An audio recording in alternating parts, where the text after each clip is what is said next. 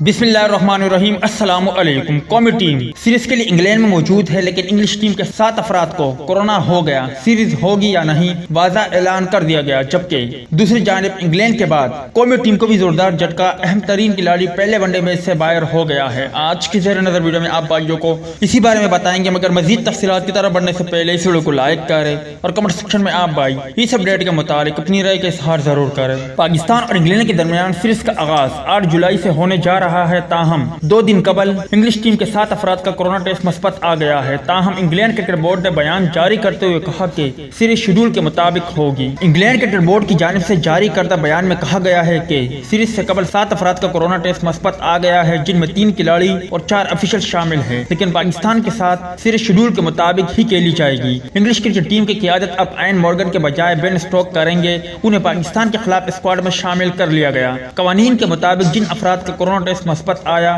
وہ تمام قرنطینہ کریں گے، جبکہ ٹیم کے باقی اراکین کو بھی آئسولیشن میں بھیج دیا گیا ہے۔ جبکہ اس کے علاوہ قومی کرکٹ ٹیم کے کھلاڑی حارث سہیل انجری سے صحت یاب نہیں ہو سکے ہیں، وہ پٹوں میں کھچاؤ کے باعث پریکٹس میچ نہیں کھیل سکے اور اب وہ پہلے ون ڈے میچ سے باہر ہو گئے ہیں۔ حارث سہیل کی کل MRI کی جائے گی، جسے سامنے رکھتے ہوئے مستقبل کے میچز سے متعلق فیصلہ کیا جائے گا۔